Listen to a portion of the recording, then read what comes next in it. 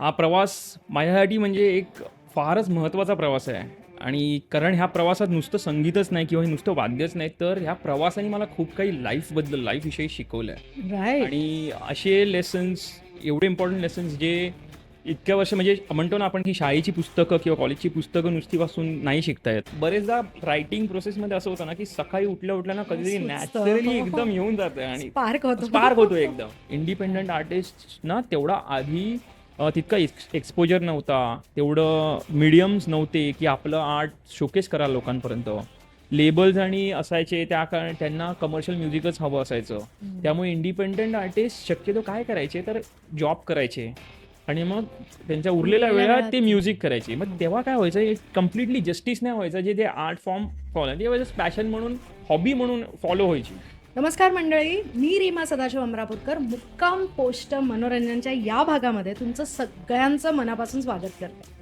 आपलं मनोरंजन हे अनेक पद्धतीने होत असतं, बरोबर आहे. पण आपल्या या शोमध्ये बऱ्याचदा आपण फिल्म, टेलिव्हिजन याच्याशी निगडीत जी माणसं आहेत त्यांना बोलवत असतो. पण आज आपण एका अवलियाला बोलवलेलं आहे. There is a reason why I call him an अवलिया. सगळ्यात आधी तर मधुर पडवळला तुम्ही सगळे हॅलो म्हणा. Hi Madhur. Hello, hi. Hi. आता मी सांगते की मधुर हा अवलिया का आहे. हा जो मुलगा आहे ना, हा टोटल 100पेक्षा जास्त फोक इन्स्ट्रुमेंट्स वाजवतो. ओके. जगभरातली, फक्त भारतातली असंही नाही, जगभरातली 100पेक्षा जास्त फोक इन्स्ट्रुमेंट्स वाजवतो. आणि तो सातत्याने गेली 18-20 वर्ष जगभर फिरतोय, फक्त एक ध्यास घेऊन की ज्या फोक इन्स्ट्रुमेंट्स आहेत त्या त्याला शिकायच्या आहेत आणि त्या त्याला वाजवायच्या आहेत आणि त्या त्याला साठवायच्या आहेत. So Madhur, welcome to our show thank you, मुक्काम थँक पोस्ट यू. मनोरंजन. येस. आता काय म्हणू याला, वेडेपणा म्हणू का जरासा? हो, वेडेपणा म्हणता येईल. एक गोड वेडेपणा म्हणता येईल ह्याला एक. ॲक्च्युली आणि हां. हा प्रवास माझ्यासाठी म्हणजे एक फारच महत्त्वाचा प्रवास आहे. आणि कारण ह्या प्रवासात नुसतं संगीतच नाही किंवा हे नुसतं वाद्यच नाही, तर ह्या प्रवासाने मला खूप काही लाईफविषयी शिकवलं आहे. राईट. आणि असे लेसन्स, एवढे इम्पॉर्टंट लेसन्स जे इतक्या वर्ष म्हणजे म्हणतो ना आपण की शाळेची पुस्तकं किंवा कॉलेजची पुस्तकं नुसती वाचून नाही शिकता येत. हे प्रॅक्टिकल लेसन्स जे आहेत हे फार महत्त्वाचे आहेत. तर त्यामुळे हा एक once in a life time experience. पण मला सांग, एवढं म्हणजे टेक्नॉलॉजी इतकी पुढे चालली आहे आणि सगळं आपल्या आजूबाजूला इतकं सगळं, एक घर बसल्या म्युझिक तयार करता येतंय, सगळं करता येतंय. हे 20 वर्षांपूर्वीही करता येत होतं. हो, ठीक आहे, तेव्हा हो. सुरुवात झालेली सुरुवात होती. झालेली, बरोबर. राईट. सो ते सोडून हे असं भारताच्या कानाकोपऱ्यात जावं, खेड्यांमध्ये जाऊन राहावं आणि हे सगळं शिकावं, हां. हे कुठून सुचलं तुला? झालं असं की सुरुवातीला असा काहीच प्लॅन नव्हता. हं. मी सुरुवातीला गिटार शिकत होतो आणि सर्वप्रथम म्हणजे गिटारसुद्धा शिकण्याच्या आधी माझी म्युझिकचा म्हणजे संगीताशी माझा इतकाच संबंध होता, तो म्हणजे शाळेत मी बेंच वाजवायचो. म्हणजे ओके. लिटरली म्हणजे मला अजून माझ्या राईट. ते दिवस आठवतात. 5वी-6वीत वगैरे असताना ना मी बेंच वाजवायचो. आणि मी बेंचवर काय वाजवायचो तर आपल्या गणपतीच्या मिरवणुकी होतात किंवा हो. देवीच्या विसर्जनाच्या वेळी जे वाजवायचे, इतकाच माझा जास्तीत जास्त म्युझिकशी संबंध होता. हं. त्यावेळीपासून मला एक गोष्टीची जाण होती की आपल्या अंगात ताल एक आहे सडनली. हं. आणि मग हळूहळू मी गिटार शिकायला लागलो. गिटार शिकल्यानंतर हळूहळू जशी आमचा प्रवास सुरू झाला, कॉन्सर्टसाठी म्हणा किंवा काही परफॉर्मन्ससाठी, तर एक दिवस राजस्थानात एक काही इव्हेंटसाठी मी एक आठवडाभर तिथे होतो राजस्थानमध्ये. हं. आणि तिथे मी एक वाद्य पाहिलं होतं, त्याला रावणहत्ता म्हणतात. कडनं जेव्हा आलो ना, माझ्या कानात फक्त तो साऊंड चालू होता जे वाजवत होते वाद्य. हं. आणि त्यावेळी ना मी त्यांना भेटू नव्हतो शकलो, ते जे वाद्य वाजवत होते. पण माझ्या डोक्यात म्हणजे माझी इमेज माझ्या डोळ्यात एकदम परफेक्ट बसली होती की ते इन्स्ट्रुमेंट कसं दिसतं आणि साऊंड माझ्या कानात बसला होता. तर मी परत आल्यानंतर तो साऊंड सतत माझ्या कानात फिरत होता आणि ती इमेजच्या इन्स्ट्रुमेंटच्या माझ्या डोळ्यासमोर ना एकदम फर्म बसली होती. मी विचार केला की आपण एक दिवस असंच परत जाऊ, ते इन्स्ट्रुमेंट जे वाजवणार आहेत त्यांच्याशी एक साधारण संधी मिळाली तर आपण त्यांना भेटू आणि त्यांच्याकडनं शिकण्याचा प्रयत्न करू किंवा ते वाद्य काय समजून घेण्याचा प्रयत्न करू. इतकाच माझा एक क्युरिओसिटी होती फक्त. राईट. मी परत गेलो आणि बरेच दिवस मी, कारण जसं म्हटलं गुगलवर त्यावेळी काहीच माहिती नसायची ह्या गोष्टींबद्दल.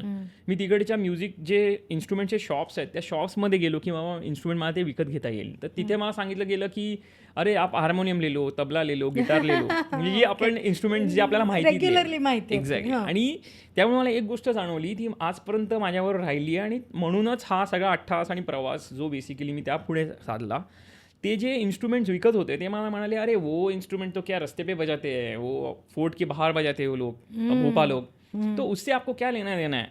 हा हे पच्छेवाला वाक्य instrument. हां, हे वाक्य आजपर्यंत माझ्या डोक्यात तसंच्या तसं म्हणजे बसलं गेलं. तर मी त्यांना काही तिथे जास्त म्हटलं नाही. म्हटलं ठीक आहे, पण मी तरी प्रयत्न केला की आपण कुठे मिळेल, कसं काय शोधू शकतो. तिथे काही मला जास्त माहिती मिळाली नाही. मग मी म्हटलं चला एखाद्या पुस्तकाच्या दुकानात जाऊ, जिथे काही इकडच्या रिजनल पुस्तकांवर वगैरे माहिती असणारी काही पुस्तकं असेल, तर ती आपण प्रयत्न करून मिळवता आली तर. तर त्या पुस्तकाच्या दुकानांचे मालक जे होते, त्यांना मी विचारलं की असं काही ट्रेडिशनल किंवा फोक इन्स्ट्रुमेंट्सचं काही पुस्तकं आहेत का, राजस्थानी इन्स्ट्रुमेंट्सचं. तर ते म्हणाले अशी पुस्तकं तर नाही आहेत, पण उदयपूरमध्ये it's called lake city. Yes. मोठे मोठे लेक्स आहेत. हो. त्या लेक्सच्या बाजूला जे घाट्स आहेत वेगवेगळे, हो. तिथला एक गणगोर घाट करून घाट आहे, जो लेक पॅलेसच्या जवळ आहे. अगदी म्हणजे चालत गेलो तर 5 मिनिटात पोहोचता येतं. तर ते मला म्हणाले की तू ह्या गणगोर घाटवर जर तुम्ही गेलात तर तिकडे कदाचित एक माणूस वाजवत असतो ते वाद्य, तर तुम्हाला कदाचित तो भेटू शकेल. ती व्यक्ती जे वाजवतात ते भेटतील. तर मी लगेच म्हणजे बाकी सगळं विसरून मी पहिले त्या गणगोर घाटीच्या दिशेने चालत निघालो. मी आणि माझा एक मित्र होता रोहन करून. आम्ही गेलो आणि आम्हाला ना लांबनच तो आवाज जो कानात नाही बसला होता आवाज आला. राईट. आणि लिटरली म्हणजे मी धावलो त्या दिशेने जिकडनं आवाज येत होता. आणि तिथे माझा हा पहिला एक्सपिरियन्स सुरू झाला फोक आणि ट्रेडिशनल इन्स्ट्रुमेंट्स. तिथे किशनजी करून जे बस्कर भोपा कम्युनिटीचे आर्टिस्ट आहेत, ते इन्स्ट्रुमेंट वाजवत होते रावण हत्था. त्यांच्याबरोबर मी साधारण एक आठवडा 8 दिवस राहिलो. त्यांच्याकडनं शिकण्याचा प्रयत्न केला की ते वाद्य कसं आहे. आणि एवढं कठीण वाद्य आहे ते खरं तर, की मला इनिशियली फक्त 2 वर्ष फक्त त्याच्यावर हात फक्त सेट करायला लागले. एवढं कठीण वाद्य आहे. तर आणि मग तेव्हा मला जाणवलं की जे आपल्याला म्हणजे बेसिकली लोक जे म्हणतात की हे वाद्य अरे काय आहे, रस्त्यावर वाजवलं जातं आहे, पण आजपर्यंत मी जितकी वाद्य वाजवतो that is one of the most difficult instruments to play. आणि तेव्हा मला जाणवलं की आपण एक जर केलं की हे इन्स्ट्रुमेंट्स आपण शिकण्याचा प्रयत्न केला आणि लोकांपर्यंत पोहोचवण्याचा प्रयत्न केला, तर कदाचित लोकांचा हा जो दृष्टिकोन आहे की रस्त्यावर वाजवणारं वाद्य आहे किंवा हे इथे ट्रेनमध्ये वाजवणारं वाद्य आहे, हा चेंज होईल पहिली. आणि दुसरं म्हणजे आपण आहे ना ह्यांना मोटिवेट करू शकतो ह्या आर्टिस्टना की ही कला आहे ना, ही रेअर आहे, ही आपण जपली पाहिजे. तर हा ब्रिज जोडण्याचं काम मी मग म्हटलं की आपण सुरू करूया, काय ना काय परीने सुरू करूया. कारण हे शेवटी वेगळ्या वेगळ्या राज्यांचं जरी असलं तरी हे आपल्या मदरलँडचं, आपल्या भारताचं आहे. बरोबर. तर म्हटलं आपल्याला कलेक्टिव्हली काहीतरी करणं गरजेचं आहे. आणि मग असा प्रवास सुरू झाला. मग मी राजस्थानातलं वाद्य शिकलो, मग बंगालला गेलो, तिकडचे बाऊल समाजातली जी मंडळी आहेत त्यांच्याशी माझी भेट झाली. मग त्यांचं संगीत, त्यांची वाद्य, हळूहळू आसामला गेलो, नागालँड, असं करत करत मी ऑलमोस्ट इंडियाचे सगळे स्टेट्स फिरलो. आणि जितकं होईल तितके मग मी डॉक्युमेंटेशन करत गेलो. राईट. की हे कारण लोकांपर्यंत जर आपल्याला आणायचं आहे तर ते योग्यरित्या आपल्याला व्यवस्थित त्यांना सादर केलं तर त्याचं महत्त्व लोकांना कळेल. खरं. आणि मग हा प्रवास असा सुरू झाला. आणि मग एक गोष्ट मला नक्कीच जाणवली, ती म्हणजे की प्रत्येक स्टेटमध्ये जसं आपण महाराष्ट्रातनंच जर घेतलं तर धनगर, लावणी, तारपा असे वेगवेगळे ट्रेडिशनल, म्हणजे प्रत्येक 50 किलोमीटरवर ट्रेडिशन, भाषा प्रोनाऊन्सिएशन बदलते जशी, तसं कल्चर चेंज होतं आहे. जरी मराठी असेल तरी वेगळे वेगळे सब कल्चर्स आहेत इन टर्म्स ऑफ ट्रेडिशन्स. म्हणजे कोकणातलं ट्रेडिशन वेगळं आहे, घाटावरचं वेगळं आहे, ट्रेडिशन प्रमाणे इन्स्ट्रुमेंट्स चेंज होतात. तर मला एक जाणवलं की एकदा जर मी आसामला जाऊन आलो किंवा एकदा मध्य प्रदेशात जाऊन आलो किंवा एकदा राजस्थानात, तर ते पुरेसं नाही आहे. कारण तिकडचं वेगळ्या वेगळ्या ट्रेडिशन्सचा अभ्यास करण्यासाठी तेवढा वेळ देणं गरजेचं आहे. खरं असं आहे. आणि म्हणून मी काय केलं की जायचो, 10, 15, 20 दिवस राहायचो, त्यांच्याकडनं शिकण्याचा प्रयत्न करायचो. It's a give and take. कारण कसं होतं की प्रत्येक ट्रेडिशन जे किंवा फोक ट्रेडिशन किंवा फोक ज्याला आपण लोकसंगीत म्हणतो, हे कित्येक वर्षानुवर्ष ते पास ऑन होत आलं आहे. पिढी दर पिढी पास ऑन होत आलं आहे. आणि ते कसं आधी सुरुवात त्याची कशी झाली असावी. तर आता आपल्याकडे स्मार्टफोन्स, टेलिव्हिजन्स, इंटरनेट आहे, पण आधी कसं व्हायचं की संध्याकाळचे फोक्स, म्हणजे बेसिकली फोक्स, एक सोसायटीमधली लोक एकत्र जमली की टाइमपास करण्यासाठी काहीतरी गोष्टी सांगितल्या जायच्या, फोकलोर्स, गाणी गायली जायची, वाद्य जे तिकडे असणारं उपलब्ध असणारं मटेरियल, लाकूड, त्या प्रकारचं लाकूड किंवा चांबडं ह्याच्यानी बनवलेली वाद्य, म्हणून ती रिजनल ओरिएंटेड वाद्य आहेत तयार झालेली. त्यामुळे एखादं वाद्य, एखाद्या राज्यातलं वाद्य आपण वाजवलं की शक्यतो आपल्याला त्याचं नाव जरी नसेल माहिती तरी आपण तो साऊंड कदाचित आयडेंटिफाय करून ना साधारण आपल्याला तिकडचा एक ऑरा कनेक्ट होतो. एक्झॅक्टली. तर हे फोक म्युझिक जे पास ऑन होत आलं आहे पिढ्यानपिढ्या, बेसिकली. तर त्याचा आता मला एक गोष्ट जाणवली की टेक्नॉलॉजी डेव्हलप झाल्यामुळे आणि सोर्स ऑफ एंटरटेनमेंट वाढल्यामुळे ह्या आर्टिस्टच्या जी पुढच्या पिढ्या आहेत, प्रत्येक नुसतं एकाच राज्यातलं नाही, मी प्रत्येक राज्यात हाच एक प्रॉब्लेम बघितला आहे की त्यांना पुढच्या जनरेशनला ते आर्ट फॉर्म कंटिन्यू नाही करायचं आहे. म्हणजे जसं शेतकऱ्यांच्या मुलांना शेती शेती करायची नाहीच नाहीये करायची. तसं Exact. झालं. तसंच. तर ती लोप पावत चालली आहे. ॲक्च्युली खरं तर ही कला लोप पावत नाही चालली. मी असं म्हणेन की माणूस संपत चाललाय असं मला एका पॉईंटला वाटलं. कारण ओ माय गॉड. आपल्याला टेक्नॉलॉजीमध्ये आपण घुसत चाललो, तर आपण म्हणतो की ह्या ज्या सगळ्या एंटरटेनमेंटच्या सोर्सेस आहेत, कारण त्या आपण कंटिन्यू करायला पाहिजे होत्या. तर मला बरेचदा असा प्रश्न येतो की ही कला लोप पावत चालली आहे किंवा एखादं एक्सटिंड होत चाललं आहे इन्स्ट्रुमेंट, ते कसं? तर ते खरं तर आपला लॉस आहे असं वाटतं. खूप मोठा लॉस खूप आहे. मोठा लॉस. मला आता ह्या सगळ्या प्रवासामध्ये मधुर मला हे विचारायचं आहे की तू एवढ्या ठिकठिकाणी गेलास हां, आणि जसं तू म्हणालास की हे पिढी दर पिढी म्हणजे घराण्यामध्ये ते चालत येतं म्हणतात तसं Yes. ते असतं. आणि मग तू जेव्हा जाऊन त्या लोकांशी बोलतोस आणि त्यांना म्हणतोस मला पण शिकवा, हो. मला पण एक द्या, म्हणजे जे रेअर इन्स्ट्रुमेंट्स आहेत आता, Yes. तर त्यावेळेला त्यांचा अप्रोच कसा असतो रे? Are they hesitant? त्यांना राग येतो, ते तुला पळवून लावतात सुरुवातीला, काय म्हणजे असा एखादा अनुभव असला तर सांग ना मला. सर्वात पहिला जेव्हा माझा त्यांच्याबरोबर पहिली भेट होते ना, त्या पहिल्या भेटीत कधीच कोण असं इन्स्ट्रुमेंट देत नाही किंवा ते ओपनसुद्धा नसतात पहिल्या भेटीत ॲक्च्युली. इनिशियली काय व्हायचं, पहिले 5-6 वर्ष तर मला त्यांच्याबरोबर 15-20 दिवस राहण्याचं कारणच होतं की पहिल्या 2-3 दिवसात आमचा एक कम्फर्ट झोन. कारण ही जी वाद्य आहेत हे त्यांच्यासाठी almost is like their god. They almost I mean like त्यांच्यासाठी एक दैवतच आहे बेसिकली, आणि ते तसंच पूजतात आणि पिढ्यानपुढे पूजत आलं. त्यामुळे आपल्या घरातलं समजा एखादं वाद्य असं आहे ज्याला आपण देव मानतो, ते वाद्य कोणाच्या तरी दुसऱ्याकडे सोपवायचं जो आपल्या कम्युनिटीतला नाही आहे किंवा आपल्या राज्यातला नाही आहे. तर तो ज्या व्यक्तीला त्यांनी हे वाद्य दिले, तो त्याची तशीच काळजी घेईल का जी आपण इतके पिढी आपले जे घेत आलो आहेत त्याची. पहिले तर ती. दुसरं काय झालं आहे की कारण बरेच सगळे नेक्स्ट, जसं मी म्हटलं की पुढची पिढी ह्यात येऊ इच्छित नाही बेसिकली, त्यामुळे ते जे वाद्य बनवणारे जे आर्टिसन्स किंवा ल्युथर्स आहेत ते सुद्धा हळूहळू संपत चालले, कारण त्यांची पुढची पिढी सुद्धा ह्याच्यात येत नाही आहे. कारण आणि दुसरं हे पण असेल ना रे, खप नाहीये मग एक्झॅक्टली ते करून उपयोग काय असं आहे. तर त्यामुळे काय होतं, मला एखादं वाद्य मिळवायचं असेल तर त्यांचा जेन्युइन प्रॉब्लेम असा असतो की ते वाद्य नाहीच आहे आता त्यांच्याकडे. आणि जर असलं तरी ते त्यांचं स्वतःचं 80 वर्ष 100 वर्ष म्हणजे जुनं वाद्य आहे जे आता टोन झालं आहे. अशी त्यांच्याकडे जर 2 जरी असतील, पण तरी विचार करायचे 80-100 वर्ष जपलेलं वाद्य आहे, ते जर कोणतरी घेतंय किंवा मागतंय तुमच्याकडे, विकत घ्यायचं जरी असेल तरी, पण ते त्यांच्या जीवावर येतं द्यायला जेन्युअनली. तर त्यामुळे हे डेफिनेटली होतं. आणि दुसरं म्हणजे त्यांना राग असा नाही म्हणणार मी, पण एक अनकम्फर्ट असतो सुरुवातीला. आणि मग जेव्हा, म्हणून मी म्हटलं ना मगाशी की गिव्ह अँड टेक आहे. मग जेव्हा मला संगीतातल्या काही गोष्टी ज्या मी इतके वर्ष शिकलो आहे, ह्या मी त्यांच्याबरोबर नॅचरली जेव्हा शेअर करतो की तुमच्या वाद्यावर हे तुम्ही जे वाजवतात पारंपरिक, ह्याच्या व्यतिरिक्त पण काही गोष्टी वाजवू शकतात, त्या अशा आहेत. ह्या समजा जेव्हा गिव्ह अँड टेक सुरू होतं ना, तेव्हा एक कम्फर्ट झोन वाटतो. आणि एक म्हणतो ना की आपली एक भावकी किंवा एक रिलेशन बिल्ड होतो आपण म्हणतो ना. आज मी हे म्हणू शकतो की आपल्या भारतातल्या कुठच्याही राज्यात गेलो ना तर माझं एक हक्काचं घर आहे. वाह. कुठच्याही राज्यात लिटरली. आणि त्यामुळे मला असं खूप वॉर्मली फिलिंग होतं. आणि त्याचं जसं म्हटलं इनिशियली पहिले 4-5 वर्ष ते बिल्ड करायला थोडा वेळ गेला. आता काय होतं, मध्ये माझा नॅशनल अँथमचा खूप व्हायरल झाला होता एक व्हिडिओ जो मी केला होता. तर ते सगळ्यांना ह्या फोक इन्स्ट्रुमेंट्स वापरल्या असल्यामुळे ह्या फोक आर्टिस्ट किंवा ट्रेडिशनल आर्टिस्ट वेगवेगळ्या राज्यातले इन्स्ट्रुमेंट्स वापरले, तर त्यांच्यापर्यंत हा व्हिडिओ खूप व्हायरल झालेला, पोचला.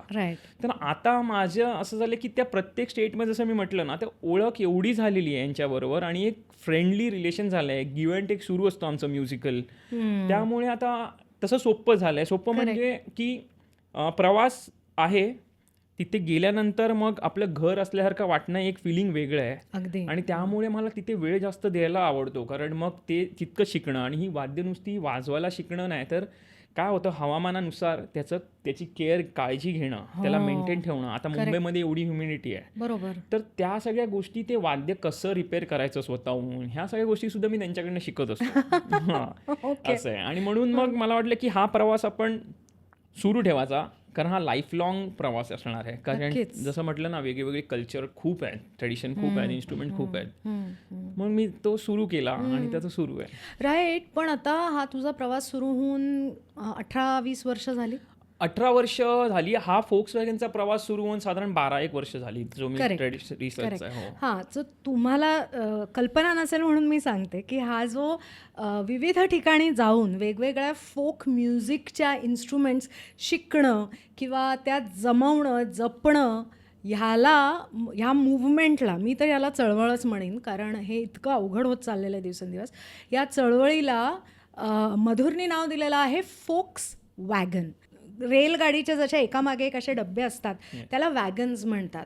तर फोकची ही वॅगन आहे जी तो हे करतो आणि त्याच्यामधला जो नेमसेक आहे फोक्स वॅगन हा खूप इंटरेस्टिंग आहे. तर सुरुवातीला जेव्हा मी फोक्स वॅगन ऐकलं होतं तेव्हा म्हटलं याला काय स्पॉन्सरशिप मिळाली आहे का फोक्स वॅगनची का काय. पण नंतर जेव्हा विचार केला तेव्हा लक्षात आलं की नाही नाही नाही हा खूप अर्थपूर्ण नाव आहे. तर मला मधुर हे सांग की आपण जसं म्हटलो की एक 15-20 वर्षांपूर्वी ऑलरेडी कम्प्युटरवर म्युझिक तयार करणं, ते सेव्ह करणं हे सगळं खूप पॉप्युलर झालेलं होतं, सुरू झालेलं होतं म्हणजे प्रोफेशनल्समध्ये.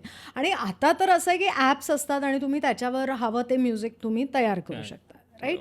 मग हा जो आपला टेक्नॉलॉजीकडे चाललेला प्रवास आहे तो आणि त्याच्या कॉन्ट्रास्टमध्ये जो तुझा हा जाऊन ॲक्च्युअल त्या इन्स्ट्रुमेंट्स शोधून त्याचं हे तयार करणं हा जो प्रवास आहे तो. हां. तर एवढं घर बसल्या आपण हवा तो म्युझिक, हवा तो साऊंड तयार करू शकतो. असं असतानाही तुझा हा प्रवास काही थांबलेला नाही आहे. राईट. सो आता तुला काय मोटिवेट करतं ते करायला? ह्या इन्स्ट्रुमेंटचा जो अॅकोस्टिक साऊंड आहे, जो ॲक्च्युअल अॅकोस्टिक साऊंड आहे ना, हा कितीही प्रयत्न केला ना तरी कम्प्युटराइज्ड जे VSTs आहेत, व्हर्च्युअल साऊंड्स ज्याला आपण म्हणतो, कितीही प्रयत्न केला तरी पहिली गोष्ट म्हणजे हा अॅकोस्टिक साऊंड ज्याचा जो स्वीटनेस आणि म्हणतो त्यातला जो सोल, त्यातला जो आत्मा आहे ना, हा कितीही केला तरी आपल्याला तिकडनं कम्प्युटरमधनं प्रोड्यूस करता नाही येणार, पहिली गोष्ट. बरोबर. हां. दुसरी गोष्ट असं झालं आहे की जसं गेली 20 वर्ष 25 वर्षापासून जे VSTs कम्प्युटराइज्ड टेक्नॉलॉजीवरती साऊंड प्रोडक्शन होतं, ज्याला प्रोग्रॅमिंगसुद्धा म्हटलं जातं, हे सुरू झाल्यापासून त्याच्यामध्ये काय झालं आहे, कॉस्ट कटिंग बरीच झाली आहे in terms of production of a musical track. Right. म्हणजे जसं आजच्या युगात मला एखादा ट्रॅक बनवायचा असेल, त्याच्यासाठी मला 6 किंवा 8 सेशन आर्टिस्ट बोलवायचे असतील. समजा एखादा सितार प्लेअर आहे, एखादा गिटार प्लेअर आहे, एखादा तबला प्लेअर आहे, असे आपल्याला अनेक आर्टिस्ट बोलवायचे लागतात. तर त्यांना आपण बोलवलं तर प्रत्येकाला त्यांचं मानधन त्या दिवसाचं देणं अपेक्षित आहे. तर इंटू 8 जेवढं काही मानधन असेल इंटू 8 प्लस सिंगर आले त्यांचं मानधन आणि समजा म्युझिक कंपोजर आहे, लिरिक्स रायटर आहे, त्यांचं सगळ्यांचं मानधन आलं. आता असं झालं की कम्प्युटराइज साऊंड्समुळे काय झालं आहे, ह्या साऊंड क्वालिटीमध्ये कॉम्प्रोमाइज झाला आणि त्याच्या व्यतिरिक्त प्रोडक्शन कॉस्ट जी आहे ही खूप कमी, म्हणजे कमीमध्ये एखादं गाणं प्रोड्यूस करू शकतो. त्यामुळे असं एक समज झाला की मग समजा आपण कम्प्युटरचे साऊंड यूज करून एखादं गाणं बनवू शकतो, तर मग कशाला ह्या 8 आर्टिस्टना बोलवायचं. तर मग 10 पैकी 8 जणं समजा फिल्मची गाणी असतील किंवा इतर काही प्रोजेक्ट्स असतील जिथे कमर्शियल गाण्यांचा वापर होतो आहे, तिथे कॉस्ट कटिंग करायला आणि प्रोडक्शन कॉस्ट वापरायसाठी हा फॉर्मॅट यूज करतात, जिथे आपण कम्प्युटराइज साऊंड यूज करू शकतो. आणि त्यामुळे आजच्या घडीला जर आपण आजच्या काळात जर ऐकलं तर आपल्याला 10 पैकी 7 ते 8 गाणी आहेत ना, ही साधारण सारखी वाटतात. राईट. कारण मोनोटोनी आली आहे त्याच्यात. त्याचं कारण असं आहे की जे VST कंपनीज किंवा जे प्रोडक्शन कम्प्युटर जे साऊंड्स आहेत, लायब्ररीज, हे बनवणारे कंपनीज जे आहेत ती एक कंपनी आहे समजा, तीच हजारो म्युझिक प्रोड्युसर्सना ते विकते लायब्ररीज, ज्याला लायब्ररीज म्हणतात. आता ते म्युझिक प्रोड्युसर्स जे लायब्ररीज यूज करतात त्याच्या साऊंड तर सारखेच आहेत. राईट. ओके. आता एखादा इन्स्ट्रुमेंट आहे, समजा हे इन्स्ट्रुमेंट आहे, समजा ह्याला नेटिव्ह अमेरिकन फ्लूट म्हणतात, ह्याच्यावर हे 6 स्वर आहेत. ओके. पण ह्या 6 स्वरांचं मला ॲप्लिकेशन मला आत्ता हवं आहे त्याच्या हिशोबाने मी करू शकतो. जसं की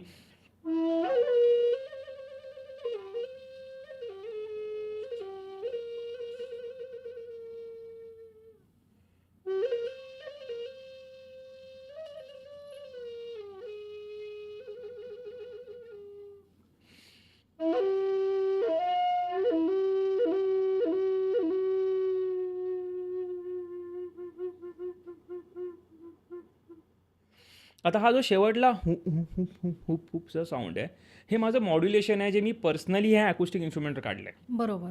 जेव्हा ह्या इन्स्ट्रुमेंटची एखादी लायब्ररी बनते, त्याच्यात गरजेचं नाही आहे की हे जे मॉड्युलेशन आहे त्याच्यात मिळेलच. त्यामुळे त्याच्यामध्ये जे नोट्स मिळाले आहेत तुम्हाला, ते एक स्टँडर्ड सेट ऑफ नोट्स आहेत ज्या मिळाल्या आहेत.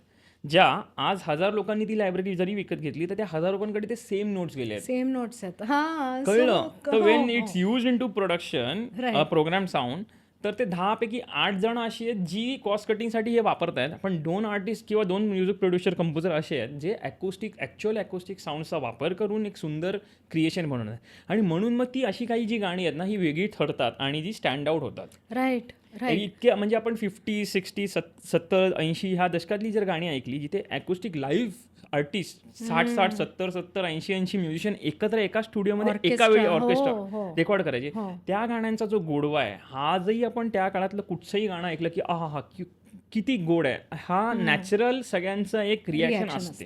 हो. आणि ते आपल्याकडे, त्यामुळे ती जुनी जी गाणी आहेत ती आपल्याकडे आपल्या सिस्टीममध्ये फिट होतात, कारण त्या गाण्यांचा एक सोल ती गाणी घेऊन येतात त्यांच्यासोबत.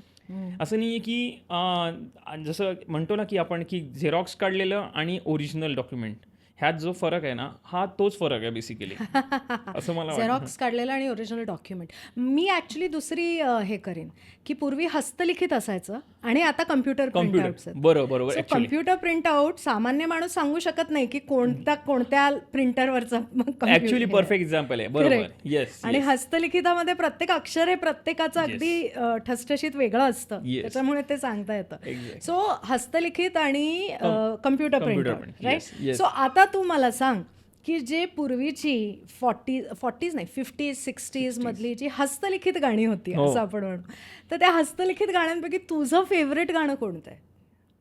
अशी अनेक गाणी आहेत, पण काय जशी काही मोजकी काही गाणी आहेत ना, ही माझ्यासाठी ना एक एव्हरग्रीन राहतील. जसं हसता हुआ नूरानी चेहरा आहे बेसिकली. त्याच्यानंतर उडे जब जब जुल्फे तेरी आहे. अशी काही जे गाणी आहेत ठराविक, ही गाणी मी कितीही वेळ कधीही ऐकू शकतो. तर कारण ते म्हणतो ना, त्याच्यात एक सोल होतं बेसिकली. असे म्हणजे हे मोजकी आत्ता मला पटकन असे लक्षात येण्यामध्ये ही अशी काही गाणी आहेत. आणि हां, म्हणजे बरीच सगळीच गाणी तशी म्हणायला गेलो आपण, तर त्याचा जो स्वीटनेस आहे त्या विषयावर, म्हणजे त्यामुळे ते राहिली आहेत आपल्या लक्षात, असं राईट. आहे. आणि आत्ताच्या काळातली रिसेंट टाइम्समधली अशी कोणती हस्तलिखित गाणी आहेत का जी तुला आवडली आहेत? आता रिसेंट टाईममधली काही गाणी असं, म्हणजे जसं मसक्कली वगैरे, किंवा आता जो कोक स्टुडिओचा ट्रेंड चालू आहे त्याच्यामध्ये जी फोक गाण्यांची काही अरेंजमेंट झाली आहेत, त्याच्यामध्ये मला आता खलासी करून एक गाणं माझं खूप पॉप्युलर झालं होतं. ते फोक सॉंगच आहे ना? ॲक्च्युअल फोक सॉन्ग आहे, पण त्यांनी एक रिअरेंज करून, फोक सॉन्ग आहे, त्या फोक सॉन्गचं अडॅप्टेशन घेऊन त्याला रिअरेंज करून अरेंजमेंट्स केली आहेत. तर ते गाणं खूप म्हणजे असं माझ्या लक्षात राहिलं असं गाणं आहे. राईट. तशी काही गाणी गाणी आहेत. आहेत. हो. ओके. आणि आत्ता तुझं एक गणपतीमध्ये ऐक ना बाप्पा नावाचं एक गाणं आलं, ज्याच्यामध्ये तू सगळं अकॉस्टिक इन्स्ट्रुमेंट्स यूज केलेले आहेत. बरोबर. Tell us about that song यार. आणि त्या गाण्याचा सूर किती वेगळा आहे. म्हणजे युजली असं असतं की तुम्ही आलात, आता तुम्ही चाललात, असा तो सूर असतो. हो. So tell us about that song. तर त्याची कल्पना आयडिया अशी होती की मी गेल्या 1 वर्षात ना कमर्शियल प्रोजेक्ट्सपासून एक ब्रेक घेतला होता, आणि मला स्वतःचं म्युझिक इंडिपेंडंट ज्याला म्युझिक म्हणजे रिलीज करायची होती बरीच. त्यामुळे मी माझ्या स्वतःच्या गाण्यांवर काम करत होतो गेल्या ॲक्च्युली 1 पेक्षा जास्त वर्ष, पण गेल्या 1 वर्षात फोकस्ड काम करत होतो. तर जेव्हा माझ्या डोक्यात काही रिलीजेससाठी गाणी माझी रेडी झाली, तेव्हा माझ्या डोक्यात एक कल्पना आली की आपण आता काहीतरी एक नवीन चॅप्टर सुरू करतो लाईफमधला. हे इंडिपेंडंट रिलीजेस, मधुर पडवळची गाणी जी आहेत, इंडिपेंडंट म्युझिक कंपोजिशन्स गाणी, तर म्हटलं ती सगळी सुरुवात लाईंड अप आहेत, आता दिसत आहेत मला की मी कुठल्याही क्षणी गाणी आता रिलीज करायला सुरू करू शकतो. या स्टेजला ती लाईंड अप होती. तर मला असं जाणवलं की एक नवीन चॅप्टर सुरू होतं, तर आपण म्हटलं देवाला एक नमन करू, एक देवासाठी काहीतरी करणं फार गरजेचं आहे. चांगलं काम करायच्या आधी देवाला तर मग म्हटलं गणेश उत्सव येतोच आहे, ह्याच्यापेक्षा सुंदर वेळ नसणार आहे. करेक्ट. आणि हे मला जाणवलं साधारण ऑगस्ट महिन्यात, पहिल्या आठवड्यात किंवा जुलैच्या एंडला. मला साधारण असं माझ्या डोक्यात असं एक म्हणजे स्पार्क झाला, ठिणगी एक अशी आली की बाबा आपल्याला काहीतरी करायला पाहिजे. म्हटलं काय करूया. तर मी ढोल आणि ताशा हे जर आपण ऐकलं, तर आपण म्हणजे शक्यतो आपण गणपती उत्सव शीच कनेक्ट कनेक्ट होऊन जातो करतो. डायरेक्ट. हो अगदी. तर प्रत्येक गाण्याचं एक अरेंजमेंट, ज्याला म्युझिक प्रोडक्शन आज शब्द आलेला आहे, अरेंजमेंट्स, म्युझिकल अरेंजमेंट्स ज्याला वर्षांपूर्वी बोललं जायचं, त्याच्यात काय असतं की आपण जी इन्स्ट्रुमेंटेशन्स यूज करतो, एकदा लिरिक्स आपल्याकडे आले की त्याचं कंपोजिशन झालं, रचना सुरांची रचना झाली की त्याचं अरेंजमेंटसाठी जी इन्स्ट्रुमेंटेशन त्या गाण्याबरोबर वापरली जातात ना, त्याला म्युझिकल अरेंजमेंट म्हणतात थोडक्यात. ऑफकोर्स. तर मी म्हटलं की आपण पहिले काम करूया, ढोल आणि ताशाचे रिदम बनवूया. कारण मी percussion instruments, string instruments, wind instruments सगळं वाजवत असल्याकारणे मला एक ॲडव्हान्टेज असा होतो की मी घरी बसल्या पहिले जेव्हा एक स्ट्रक्चर तयार करत असतो ना, तेव्हा मी असं नाही की आता मी अडून राहिलो कारण माझ्याकडे ढोल ताशावाले नाही आहेत, असं नाही की माझ्याकडे गिटारवाला नाही आहे असं. तर मग मी काय करतो, प्रोसेस पहिली गाण्याचा आपल्याला काय अर्थ आहे, त्या हिशोबाने अरेंजमेंट काय असणार आहे त्याचं स्ट्रक्चरिंग तिथे सुरू करत जातो. तर ढोल आणि ताशाचा रिदम पहिले मी डिझाईन केल्यानंतर म्हटलं आता आपल्याला शब्द लिहायला हवे, तर त्याच्यावर मग मी शब्द लिहायला सुरू केले. शब्द जेव्हा लिहायला सुरू केले तेव्हा ही गाण्याची जी मेन आता हुक लाईन जी खूप म्हणजे व्हायरल होत चालली आहे ती म्हणजे, ऐक ना बाप्पा जेव्हा मला गरज असते तुझी, सांग ना खरं तू इथेच असतोस ना, दरवर्षी येतोस येऊन आशीर्वाद देतोस, पण सांग ना खरं इथेच असतो ना, असं आहे. तर म्हटलं की हा एक इनोसन्स, ह्या गोष्टीत एक इनोसन्स आला पाहिजे. म्हणून मग मी पहिले म्हटलं एवढं लिहिलं ना तेव्हा माझ्या डोक्यात एक फिक्स झालं होतं की ह्या 4 ओळी ज्या आहेत ना, काही असो ह्या लहान मुलाकडनं कुठच्या तरी गाऊन घ्यायच्यात मला. मग मी म्हटलं गाणं आता आपण डेव्हलप कसं करायचं, तर गाणं लहान मुलाच्याच पॉईंट ऑफ व्ह्यूनी ठेवून फायदा नाही, कारण गाणं आपल्याला जे बनवायचं आहे सगळ्यांना एक भावलं पाहिजे असं गाणं बनवूया. मग विचार केला की आपण त्या गाण्याला generation wise, listener point of व्ह्यूनी जनरेशन वाईज कसं डिव्हिजन करता येईल. मग मी जेव्हा सेकंड पार्टकडे गेलो तेव्हा आम्ही लिहिलं की तूच आमचा करता, तूच आमचा धरता, विघ्नांवर मात करतो आमचा विघ्न हरता, बाळ गणेश गौरी पुत्र आमचा एकदंता. सगळे म्हणतात बाप्पा पुढच्या वर्षी ये ना लवकर, कारण आपण प्रत्येक वर्षी जेव्हा विसर्जन होतो पुढच्या वर्षी लवकर या. सगळे म्हणतात बाप्पा पुढच्या वर्षी ये ना लवकर, काय सांगू यांना, अवतीभोवती असतोस तू कायम निरंतर, तूच सांग ना जरा. हे मला सुचलं तर मी म्हटलं ह्या ओळी लिहिल्या. म्हटलं आता हे जे आहे हे लहान मुलाकडनं गाऊन चालणार नाही, कारण त्या मॅच्युरिटी आता वाढत चालली आहे गाण्याच्या ह्याच्यात. म्हटलं ठीक आहे, हे मी स्वतः गाऊन ठेवलं होतं क्यू गाताना, म्हणजे क्यू ट्रॅक बनवताना. आणि म्हटलं तर पुढे जाताना आपण काय करायला पाहिजे, तर थोडी एनर्जी यायला पाहिजे. जसं आरती पण आपल्या असतं, आरती जेव्हा नॉर्मल चालू असते ना, घालिंग लोटांगणमध्ये एक वेगळी एनर्जी आहे. ऑफकोर्स. म्हटलं आपण काय करूया पुढे, एंड कसा करायचा. म्हटलं 2 दिवसाचा मला एक ब्लॉक आला होता की रायटिंग ब्लॉक आहे. म्हटलं त्याच्यामध्ये ना मी म्युझिकल अरेंजमेंट पूर्ण करून घेतो, कारण आपल्याकडे वेळ कमी आहे. राईट. तर म्युझिकल अरेंजमेंट अशी पूर्ण करत गेलो. दुसऱ्या दिवशी माझं बरेचदा रायटिंग प्रोसेसमध्ये असं होतं ना की सकाळी उठल्या ना कधीतरी नॅचरली एकदम येऊन जातं आणि स्पार्क होतो एकदम. तर असंच मी उठलो आणि माझ्या सेटअप म्युझिक जिथे मी म्हणजे म्हणतो पहिले क्रिएटिव्ह काम करतो ना, म्हटलं गिटार घेऊन बसलो आणि ढोलचा जो रिदम मी बनवून ठेवला तो कानात चालू होता. त्याच्यानंतर मला वाटलं की अचानक एनर्जी पाहिजे. जसं आपण हे वाढवतोय, त्याचा ग्राफ वाढवतोय, तर एनर्जी पाहिजे डेफिनेटली आपल्याला. मग मी लिहायला सुरू केली की हे गजमुखा तुझं नाव घेता, संकट सारी दूर दौडती, वादळातील लाटांवरती नाव आमची स्थिर डौलती. हे 4 लाईनी मला सुचल्या, त्या लिहिल्या आणि त्याच्यानंतर मला एक फ्लो सापडला. आणि तो फ्लो सापडला ते 1 तासात तिकडनं गाणं पूर्ण झालं होतं. म्हणजे असं केलं की हे गजमुखा तुझं नाव घेता, संकट सारी दूर दौडती, वादळातील लाटांवरती नावं आमची स्थिर डौलती, मंगलमूर्ती हे गणराया, गुणीना तू मुक्तिदाया, हरिद्रा गज वक्र गजानन, विद्यावरिधी नमो नमा, कपिल कृती कृपाळू, महेश्वरा तू बुद्धिविदाता, विघ्नराजा विकट मनोमय, उमापुत्र तू देवा देवा. असं ते सुचत गेलं. म्हटलं ठीक आहे, आपलं गाणं हे पूर्ण झालंय. आणि हे परत मग हे गजमुखा तुझं नाव घेता, संकट सारी दूर होती, हे करून म्हटलं गाणं आपलं पूर्ण झालंय. आता ह्या गाण्याला अचानक येणारं ही जी एनर्जी आहे आणि हे आधीचं इनोसन्स आहे, ह्याला बांधण्यासाठी आपल्याला ब्रिज भरला राहिला होता. म्हटलं काय करूया. मग मानस भागवत करून एक सिंगर आहे, तो यंग आहे आता, तो अपकमिंग सिंगर आहे, खूप चांगला मेहनती सिंगर आहे. तर त्याला एक दिवस मी सेशनसाठी बोलवलं. म्हटलं मानस ये, आपल्याला काहीतरी करायचं आहे, कारण तो क्लासिकलचा त्याचा रियाज आहे. म्हटलं एक रॉनेस आहे, एक इनोसन्स आहे. इनोसन्सच्या पाठी माझ्या वेगळ्या आवाजाच्या ट्रीटमेंटमध्ये रॉनेस ठेवला होता एक, जिथे म्हणतो तूच आमचा करता, तूच आमचा धरता. आणि म्हटलं अरेंजमेंटला शेवटला एनर्जी आहे, तो थोडासा एक रॅपचा आजकाल फॉर्मॅट आहे बोलण्याचा. हो. तर तो रॅप एक्झॅक्टली रॅप नाही म्हणता येणार, पण म्हणतो ना आपण एक जसं शिवतांडव कसा एनर्जीनी पेश केला जातो, तसं तो मी गाऊन ठेवला होता. म्हटलं ह्याच्यामध्ये ना आपल्याला एक क्लासिकलचा आलाप टाकायचा आहे. वाव. तर तो त्या मानस भागवतनी तो क्लासिकलचा आलापमध्ये गायला इतका सुंदर तो ब्रिज कनेक्ट केला आम्ही. त्याच्या पाठी वक्रतुंड हार्मोनीज वोकल वेस्टर्न स्टाईलच्या वोकल हार्मोनीजमध्ये आम्ही वक्रतुंड केले त्याच्या मागे. राईट. आणि म्हटलं की आता आपल्याकडे कन्सेप्च्युअली ना प्रोडक्ट पूर्ण झालं आहे, कारण इनोसन्स आला, रॉनेस आला. कारण जेव्हा आपण गर्दी बघतो गणपतीच्या आगमनाची असो विसर्जनाची, ह्या गर्दीत उभा असणारा प्रत्येक माणूस, जेव्हा त्याच्यात काही ड्रोन शॉट्स आम्ही घेतले आहेत, ती गर्दीची जी लाट दिसली आहे, ह्याचं आपल्याला आपल्या दर्शकांना ना हा अनुभव घ्यायला मिळेल, हा कॉन्सेप्ट होता. तर म्हटलं गाणं पण त्याच विषयावर चाललं पाहिजे की त्या गर्दीमध्ये उभा असणारा प्रत्येक माणूस आहे ना, हा एकामेकात भेदभाव करत नाही. राईट. म्हटलं त्यामध्ये प्रत्येक माणूस, मला अजून पण हे शारे येतात हे सगळं बोलताना ऐकून मला येतंय काटा. तर म्हटलं की एखादा माणूस असा सुद्धा असतो ना, जो सकाळी कमवतो आणि संध्याकाळची रोटी मिळते त्याला. आणि काही माणसं अशी सुद्धा जी करोडोंनी रुपये देवाच्या पायाशी आणून ठेवतात आणि शांतपणे निघून जातात. आणि तर म्हटलं ह्यांच्यात भेदभाव होत नसल्याकारणे म्हटलं ही जी ब्रिज आहे ना गाण्याचा, ह्याच्यामध्ये ना एक सुंदर क्लासिकलचा आलाप आला पाहिजे.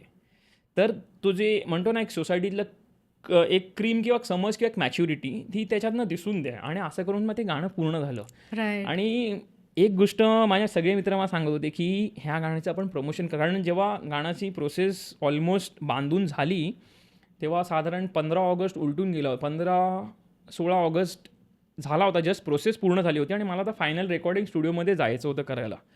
त्याच्यानंतर पखवाज आला, मयुरेश शर्लेकरकडून आर्टिस्टने पखवाज आलेला, शेनाई आली. शेनाईचं खूप उत्तम काम झालेलं आहे त्याच्यामध्ये. नितीन जाधव करून शेनाई वादक आहेत, त्यांनी केले.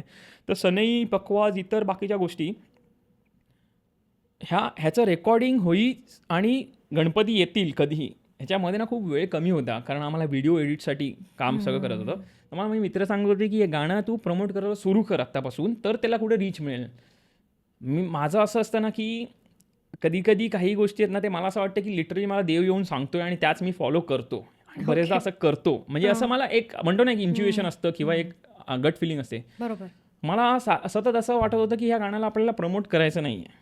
हे गाण्याला आपल्याला जसं होईल तसं, आपल्या ज्या क्षणी होईल, ज्या दिवशी गणपतीचा पहिला दिवस आहे त्या दिवशी आपल्याला फक्त गाणं रिलीज करायचं आहे. आणि बाकी जे let it do it on its own, जसं काय असेल प्रोडक्ट. कारण आपण हे काही कमर्शियल अचीवमेंटसाठी वगैरे केलेलं नाही आहे. बाप्पाला आपण एक नमन, बाप्पासाठी एक आपल्याकडनं सेवा म्हणून हे गाणं करतोय. बरोबर. तर ते जोपर्यंत ज्या दिवशी गाणं रिलीज नाही केलं त्याच्या आधी एकही पोस्ट किंवा काही त्याचा शब्द किंवा प्रमोशन किंवा काहीच नव्हतं. डायरेक्टली मेसेजच आला, डायरेक्ट मेसेज आला रिलीज झाल्यानंतर. आणि दुसऱ्याच दिवशी एक आपल्या न्यूजपेपरवाल्यांकडनं फोन सुरू झाले यायला.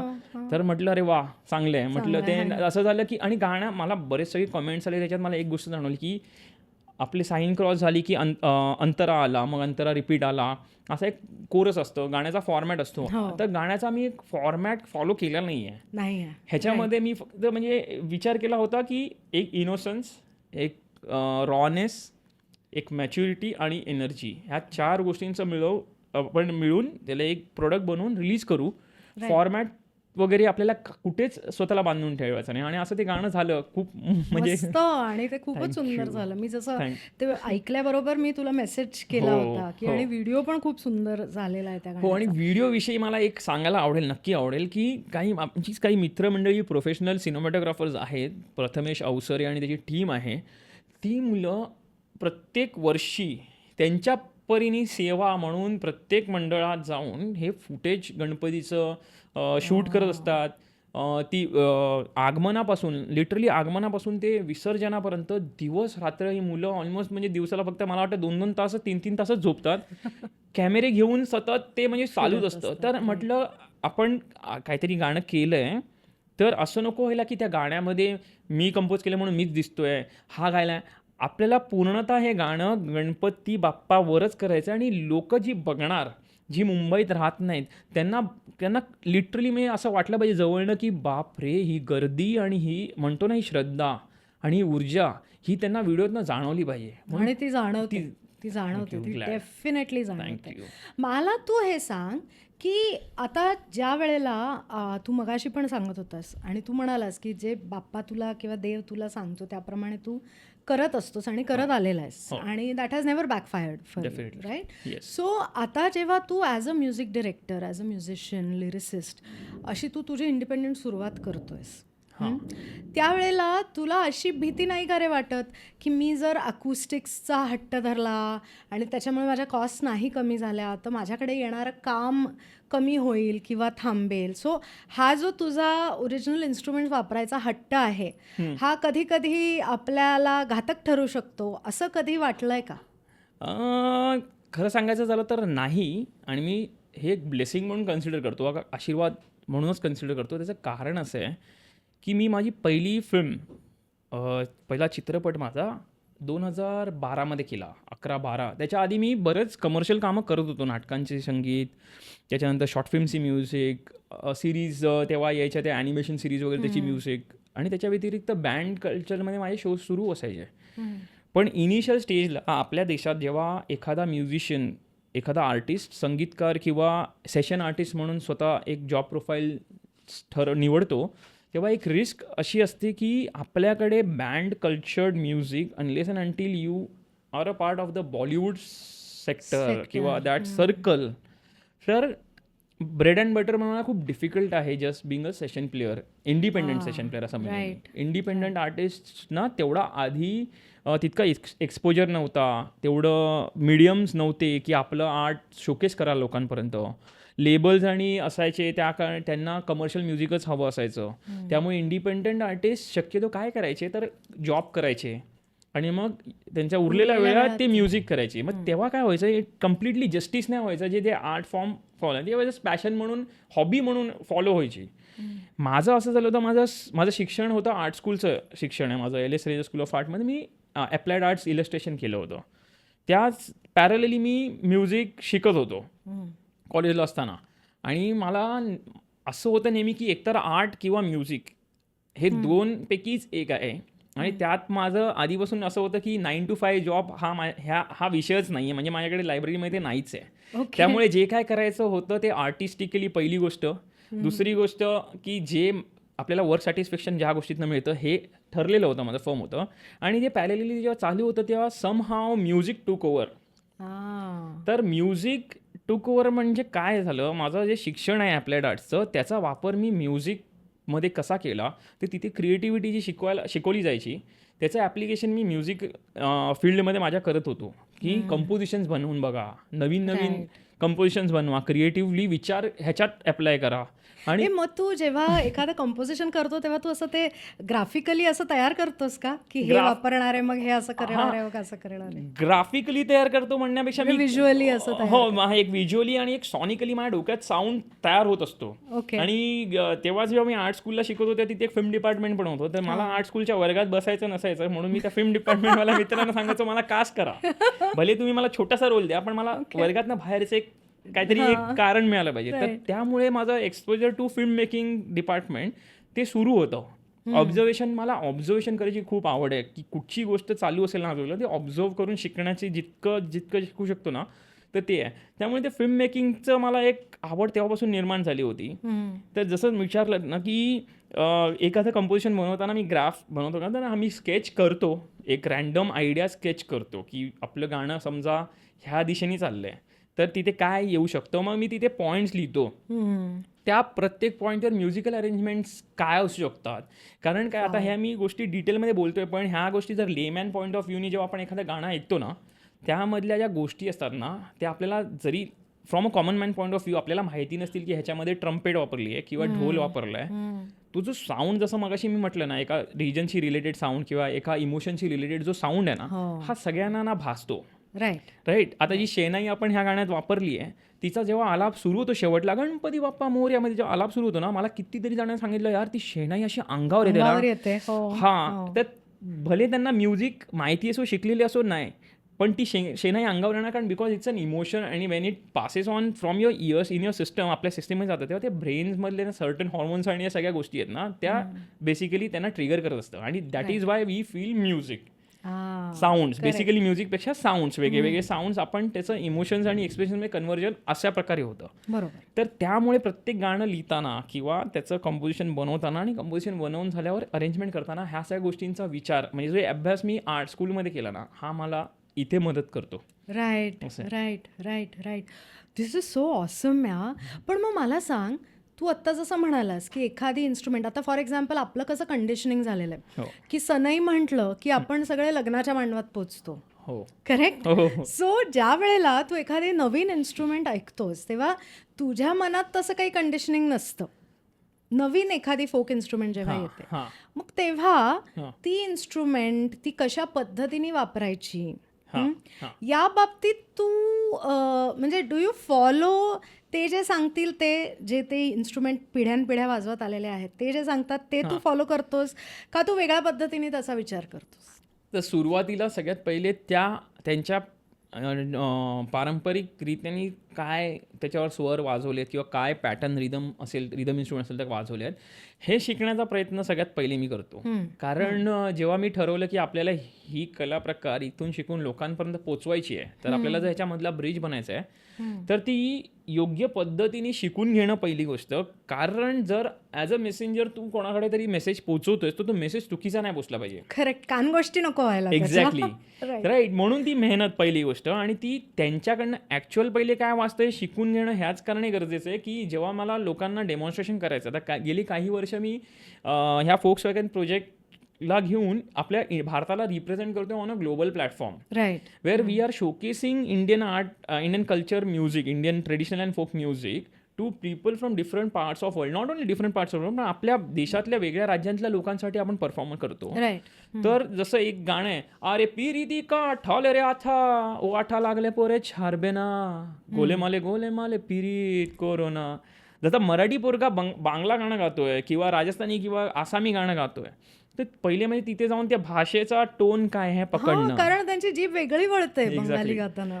तर तो टोन पकडणं आणि तो बरोबर पोचवणं लोकांपर्यंत. तसंच इन्स्ट्रुमेंट्सवर जे ॲक्च्युली ते वाजवतात ते शिकून घेऊन पोचवणं हे सगळ्यात पहिले असतं. आणि नंतर जसं जसं मी रियाज करत जातो तसं मग नवीन गोष्टी मी त्याच्यावर एक्सप्लोअर करतो की काय काय आता होऊ शकतं त्याच्यात पॉसिबिलिटीज, ते बघण्यासाठी एक्सप्लोअर डेफिनेटली करतो. राईट. सो आपण इथे आता तू या ज्या सगळ्या इन्स्ट्रुमेंट्स आणलेल्या आहेत, त्याच्यामध्ये म्हणजे आपण एक एक्सपेरिमेंट करून बघूयात. हां, याच्यातली कोणती इन्स्ट्रुमेंटची तुला हवी असेल ती तू घे, आणि त्या इन्स्ट्रुमेंटवरनं वेगळे मूड्स, हॅपी, फन म्हणजे उडती चाल आपण ज्याला म्हणतो ते, किंवा सॅड, ओके, डिवाईन वाटेल असं, अशा पद्धतीने तू आम्हाला वेगवेगळं हे वाजून दाखव ना, एकाच कोणत्याही इन्स्ट्रुमेंटचं. तुला जी हवी ती इन्स्ट्रुमेंट तू घे. ठीक आहे. तर आतल्या हे इन्स्ट्रुमेंट आपल्याकडे याला केबाक केमाने म्हणतात. केबाक केमाने. केबाक केमाने. हा, केबाक म्हणजे भोपळा बेसिकली, आणि केमाने कमाईच्या करून वाद्य असतं कमाईच्या. बेसिकली ते वेगळ्या वेगळ्या देशांमध्ये, हे टर्कीमध्ये बनवलेलं इन्स्ट्रुमेंट आहे. बरं. असंच इन्स्ट्रुमेंट ज्याला केमायच्या म्हणतात, जे इराणमध्ये आणि मिडल ईस्टर्न काही कंट्रीजमध्ये वाजवलं जातं. आपल्या राजस्थानामध्ये कमायच्या बनतो, जो मांगनियार कम्युनिटीची लोक वाजवतात. कमायचा जो म्हणतो तो त्याचं प्लेइंग आणि ठेवण्याचं प्रिन्सिपल सेम आहे, असंच ते बोनी वाजवतात, इकडे हात असतो, पण ते वाद्य खूप मोठं होतं. आपल्या इथे आंब्याच्या किंवा आंब्याच्या लाकडात जास्त बनवतात ते, आणि त्याला स्ट्रिंग्स पण जास्त असतात. तर हे जे केबाक केमाने आहे बेसिकली, ह्याच्यावर आपण आता बघू की जे वेगवेगळे स्वरांची रचना बेसिकली एका पाठोपाठ एक ज्या प्रकारे आपण करतो त्या हिशोबाने मूड आणि इमोशन्स जे आहेत ते सेट होतात. आणि ते कसे, तर आता जर तुम्ही बघितलं तर ह्याच्यावर 4 स्ट्रिंग्स आहेत ज्या मी वाजवणार आहेत, आणि साधारण एवढाच भाग आहे ज्याच्यात समजा मी वाजवतोय एखादी ट्यून.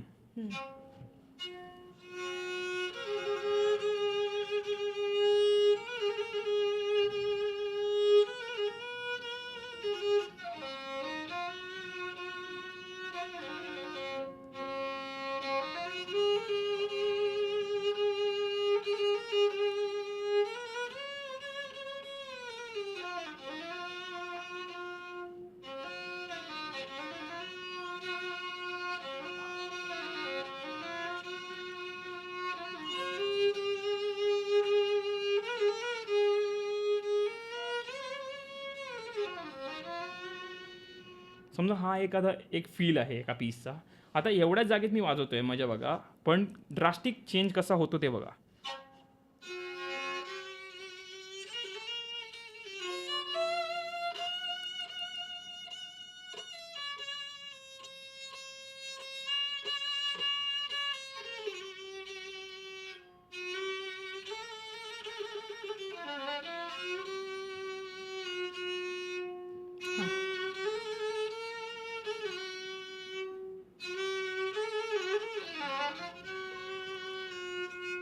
आता इकडनं मी ह्या नोटला परत चेंज केलं,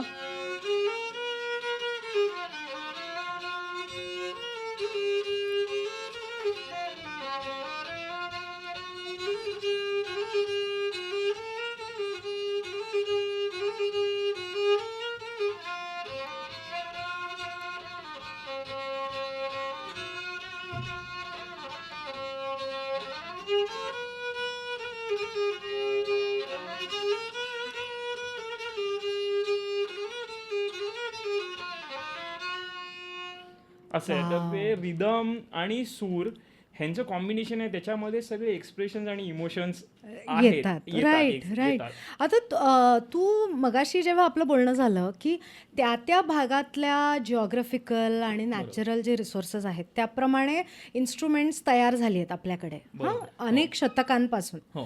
राईट. आता तू ह्या इन्स्ट्रुमेंटचं सांगितलंस बरोबर. की आपल्या राजस्थानपासून हां. ते तुर्कस्तानपर्यंत असे सगळीकडे ह्याचे व्हेरिएशन्स आहेत. बरोबर. पण मग हे वाजवताना तुला प्रत्येक इन्स्ट्रुमेंट वेगळं परत शिकावं लागतं हो.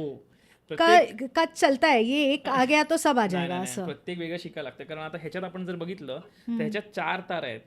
ह्याच्यातलं जे राजस्थानात वाजणारा जो कमायचा आहे त्याच्यामध्ये कमीत कमीत मला वाटतं 40 ते 50 तारा असतात. ओ ओके. हा. बर. हां. त्यामुळे त्याचं प्लेइंग आणि त्याचा हा जो फ्रेटबोर्ड आहे हा मोठा असतो राजस्थानात जो वाजतो तो. आणि त्याच्यानंतर इराकमध्ये जे वाजतं त्याच्यामध्ये 3 स्ट्रिंग्स आहेत, काही याच्यामध्ये 4 किंवा 5 स्ट्रिंग्स आहेत. तर असं आहे, त्यामुळे प्रत्येक इन्स्ट्रुमेंट वाजवताना त्याच्यावरती केलेले ॲप्लिकेशन आहे किंवा हा त्याचा जो बो आहे हा बो सुद्धा वेगळा आहे प्रत्येक इन्स्ट्रुमेंटचा. बरोबर. हां. तर काय काय असे पकडायला लागतात, काय काय बो आहेत ते असे कर बसतात, मग त्याचं हँडलिंग वेगळं होतं, मग ते असे तसे वाजव एक्झॅक्टली. Right, हां. तर त्यामुळे प्रत्येक इन्स्ट्रुमेंट ह्याचं जे ॲप्लिकेशन आहे ते वेगळं आहे, तर ते त्याप्रमाणेच त्याचं. आता मला सांग की तू आता जगभरात फिरून तू ह्या इन्स्ट्रुमेंट्सचा अभ्यास करतोस, शिकतोस. सो भारतातले इन्स्ट्रुमेंट्स हां. आणि भारताच्या बाहेरचे इन्स्ट्रुमेंट्स हां. ह्याच्यामध्ये अशा मेजर डिफरन्स काय वाटतो तुला? खरं सांगायचं तर आता जसं हे माझ्याकडे समजा आपण हे इन्स्ट्रुमेंट पाहूया, आपल्याकडे जे बीन वाजवलं जातं हे आपल्याला सगळ्यांना माहिती आहे, साधारण माहिती असेल. हे दिसायला बघा बीन सारखंच आहे. हे दिसायला साधारण बीन सारखंच आहे. ह्याला हुलुसी म्हणतात. हे भारताच्या बाहेर हे चायनीज आणि ओरिएंटल म्युझिकमध्ये वापरलं जाणारं इन्स्ट्रुमेंट आहे. ओके. आता जो आपला बीनचा जो साऊंड असतो आपल्याकडे जर आपण ऐकला असेल तर, आणि आता ह्याच्या साऊंडमध्ये किती फरक आहे बघा.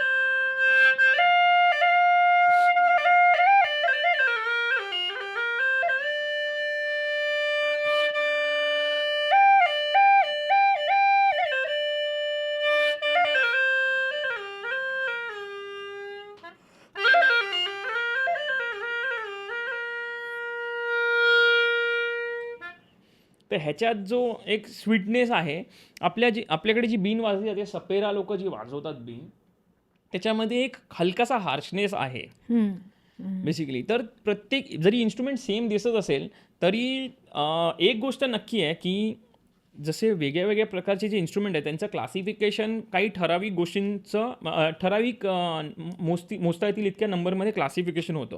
ते म्हणजे कसं, तर मेम्ब्राफोन्स ज्याच्यावरती स्किन ताणून लावले जातात बेसिकली.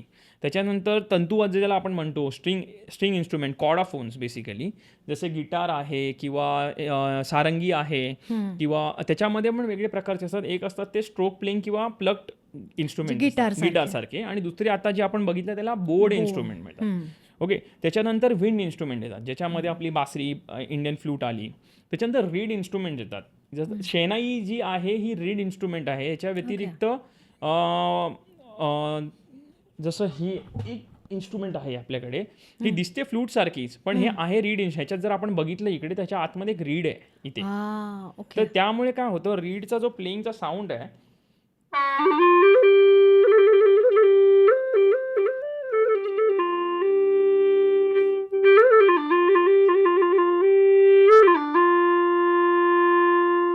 हा जो साऊंड आहे ही रीड इन्स्ट्रुमेंट्स आहेत. त्याच्या जेव्हा साऊंड त्याच्यातनं पास होतो तेव्हा तो साऊंड प्रोड्यूस होतो रीडचा. तर विंड झाले, आपले स्ट्रिंग म्हणजे स्ट्रिंग इन्स्ट्रुमेंट झाले, त्याच्यानंतर स्किन आपले मेम्ब्राफोनवाले इन्स्ट्रुमेंट झाले. असे वेगळ्या इन्स्ट्रुमेंटच्या क्लासिफिकेशन खाली हे वेगळी इन्स्ट्रुमेंट्स येतात. ज्याला आपण सोप्या शब्दात म्हणायचं तर string instrument, wind instrument, percussion instrument असे क्लासिफाय करतो. तर प्रत्येक राज्यांमध्ये अवेलेबल रिसोर्सेसपासून बनवले जाणारे ही इन्स्ट्रुमेंट त्या रिसोर्सेसमुळे बनलेली इन्स्ट्रुमेंटचा एक जो साऊंडची आयडेंटिटी होते ती त्या राज्याशी कनेक्ट होऊन जाते. आता समजा एखाद्या प्रकारचं लाकूड जर आपल्या इथे आपल्या राज्यांमध्ये कुठच्या मिळत असेल तर ते लाकूड वापरलं जाणार, त्या लाकडाचा साऊंड वेगळा असणार.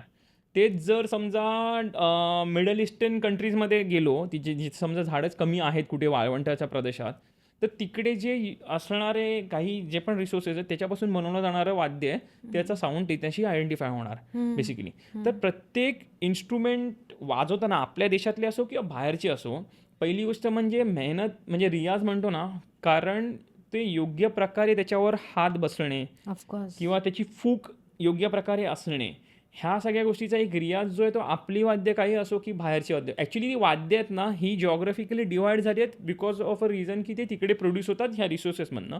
पण सगळ्या वाद्यांचं जे प्रिन्सिपल आहे साऊंड प्रोडक्शनचं इज ऑलमोस्ट सेम. राईट. म्हणजे एखादा ड्रम असेल त्याच्यावर इम्पॅक्टनीच आवाज होणार, बरोबर. एखादं सारंगीसारखं वाद्य असेल तर त्याच्यावरती बोनीच आवाज होणार.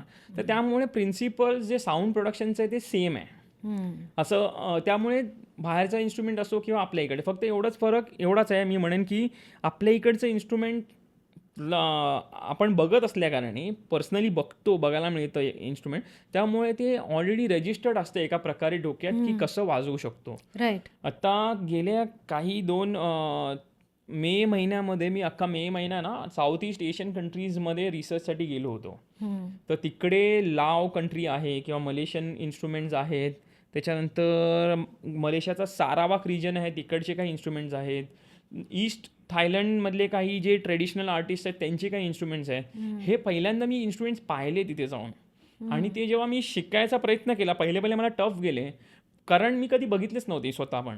राईट. मग मी थोडा वेळ घालवला, त्याची प्रॅक्टिस केली, आणि मग त्यामुळे म्हटलं की मग मला एक अंदाज आला की आपल्या इकडची इन्स्ट्रुमेंट ॲटलीस्ट आपण बघत असतो काही ना काही. म्हणजे समजा दूरदर्शनात समजा आलं किंवा एखाद्या इव्हेंटला आपण एखादा वाद्य वाजवणारा बघितला तर आपल्या डोळ्यासमोर असतं आणि कानात साऊंड असतो.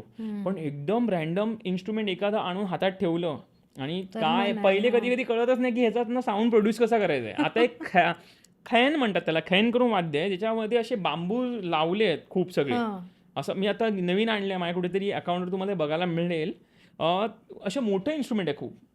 हे पहिले मी जेव्हा तिथे विकत घेतलं तेव्हा मला माहितीच नव्हतं की त्याच्यातनं साऊंड कसा प्रोड्यूस करायचा. मग तुम्ही इथे घेऊन आलो, मला तर वाटलं की मला बिघडलेलं दिलं तरी पण मला कळणार नाही, म्हटलं जाऊन दे चल घेऊन जाऊया बघूया. मग घेऊन आल्यानंतर मुंबईला आलो मी, पहिले 2-3 दिवस फक्त ते बघितलं, त्याच्यात फूक मारून इकडनं हे करतोय.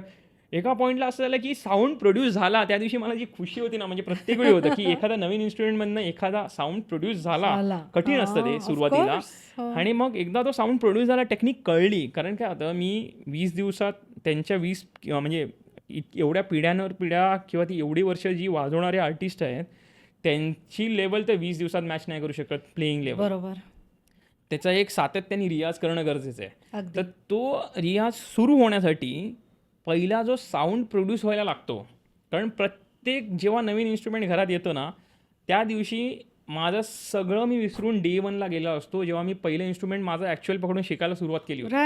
राईट. तर म्हणून मी म्हणतो ना, की हा जो प्रवास आहे ना, ह्यानी मला लाईफबद्दल एवढं शिकवलं, कारण it helps me stay grounded. कारण प्रत्येक नवीन इन्स्ट्रुमेंट जेव्हा कारण येतं, दर वेळेला तू बाराखडी पासून सुरू एक्झॅक्टली, करतोस परत. त्यामुळे काय होतं की आपल्याला त्याची जाण म्हणजे इतक्या वर्षापूर्वी जेव्हा जो स्ट्रगल सुरू होता, एखादा इन्स्ट्रुमेंट पहिल्या इन्स्ट्रुमेंटमधनं साऊंड काढायचा, ते मला असं वाटतं की कोणीच कुठच्याही म्हणजे कुठचाही कला प्रकार असो की काही असो, आपण जिथून सुरुवात केली ना, हे ज्या दिवशी समजा जर चुकून आपण विसरलो तर फार घातक आहे. कारण मग it's difficult to stay grounded. Right.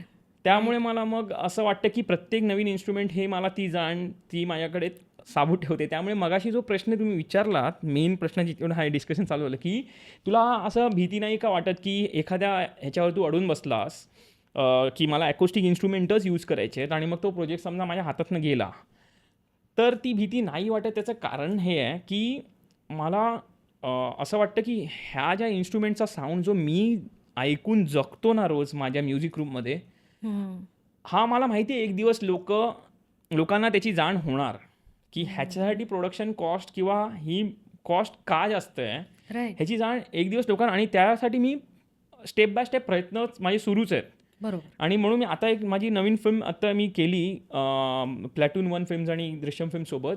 फिल्मचं नाव घात आहे. ती आता 27 सप्टेंबरला रिलीज होते आहे. ओके. त्या फिल्म ह्या विषयावरच आपण बोलतोय म्हणून सांगतो. त्या फिल्ममध्ये आम्ही एकही कम्प्युटरवरतून प्रोग्राम केलेला साऊंड वापरला नाही आहे वाव. अख्ख्या फिल्मच्या स्कोअरमध्ये.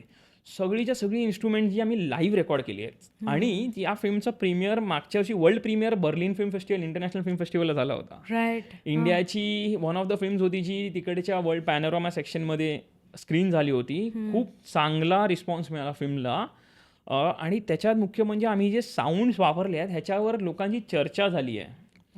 की कारण हेच मी सांगू इच्छितो, प्रत्येक प्रोड्युसर्स असतील किंवा जे पण असतील जे हा कॉल घेतात की हे करणं का योग्य आणि गरजेचं आहे. जेव्हा ती फिल्म रिलीज झाली, ह्या फेस्टिवल्सला जेव्हा स्क्रीनिंग होती चालू, बरेच सगळ्या फेस्टिवलला मी स्वतः बसलो होतो बघायला रिॲक्शन आपण लोकांची कसं वाटतंय. तर त्याच्यावर जेव्हा लोक बोलत होते याचा अर्थ लोकांनी ते रजिस्टर किंवा नोटीस केलं की इकडे प्रोग्राम साऊंडपेक्षा काहीतरी वेगळं क्रिएट केलं गेलं आहे. आणि तो ह्या सगळ्या इन्स्ट्रुमेंट्सचा म्हणतो ना, जसं मी म्हटलं की सोल आपल्याला तेव्हाच टाकता येणार जेव्हा ती इन्स्ट्रुमेंट आपण ॲक्युस्टिकली रेकॉर्ड करणार आहोत.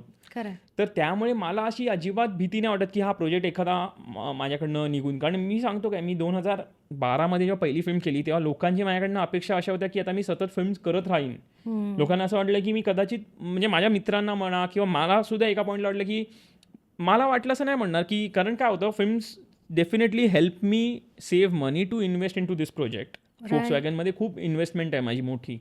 आणि ती मी कधीच कुठे कोणाच्या दारावर जाऊन नॉक नाही केलं की बाबा मला थोडी फायनान्शियल सपोर्ट करतं का. मी स्टेप बाय स्टेप हळूहळू करत गेलो, जेणेकरून मला पण एकदम भार नाही होणार. आणि जसं मला जमेल तसं मी करत गेलो. सो मी समजा एखादा कमर्शियल प्रोजेक्ट केला, त्याच्यातनं सेव्ह केलेले पैसे ते मी इथे इन्व्हेस्ट करतो. आणि हेच माझं सुरू आहे process.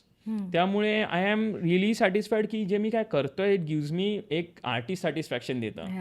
That is so important. That is important. Exactly. आणि उगाच फॉर द सेक ऑफ मनी मला जर एखादी प्रोजेक्ट साईन करायचा आहे तर तो माझ्याकडनं स्वतःहून होतच नाही जोपर्यंत तिकडे मी बघत नाही ना की बाबा इथे आर्टिस्ट सॅटिस्फॅक्शन आहे मला काम केल्यानंतर.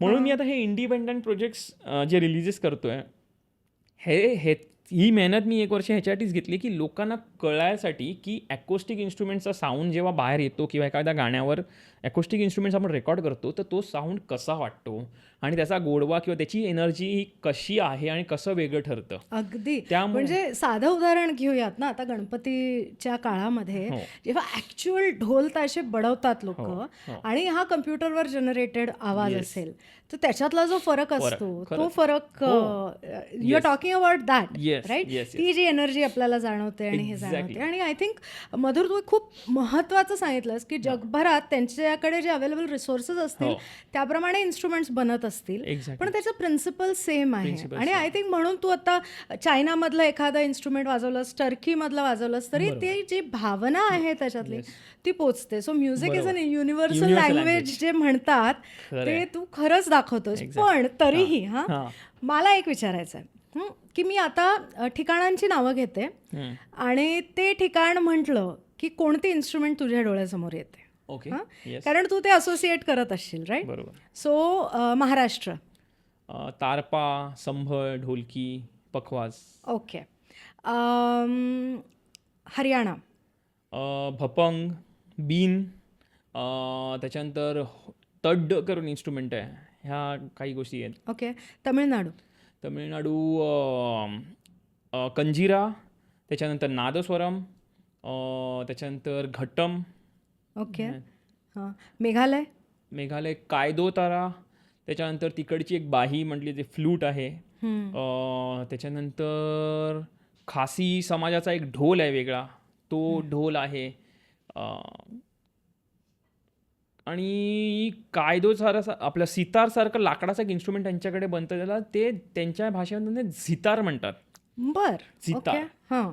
तर ते माझ्या डोळ्यासमोर होतं, कारण ते मी पर्सनली वाजवलंय. माझा काही एक मित्र आहेत तिकडची, त्यांच्याकडे ओके. ते इन्स्ट्रुमेंट आहे. हां. मध्य तर ही- प्रदेश. मध्य प्रदेशमध्ये आपला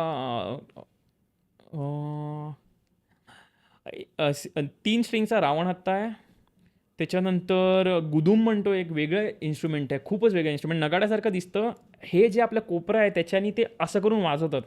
आणि रब्बर टायर असतात ना जुने हां. ट्रकचे वगैरे, त्याचा जो रब्बर असतो ना, फाटलेला एकदा टायर की त्याचा रब्बर म्हणतो ना, त्या रब्बराने ते वाजवतात.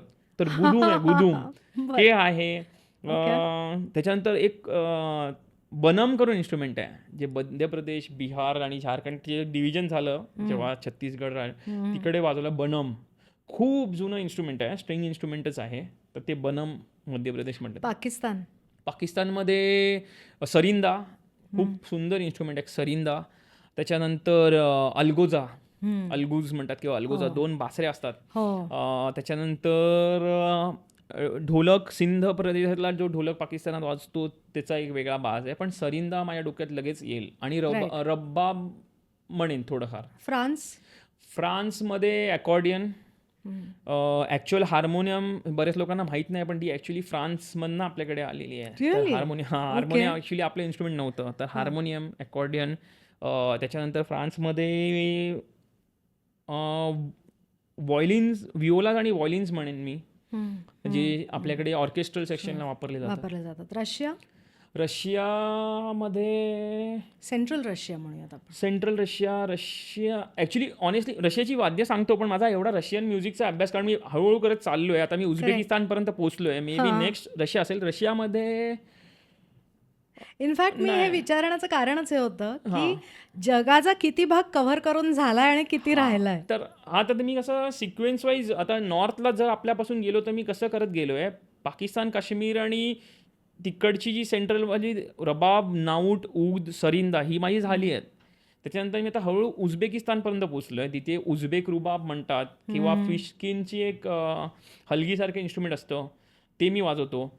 आता रशिया थोडंसं ॲक्सेसिबिलिटी वाईज इझी नाही आहे, पण रशिया, आता मला आठवलं, रशियाचं एक वाद्य मी वाजवतो. त्याला 3 स्ट्रिंग इन्स्ट्रुमेंट आहे. एक सेकंड,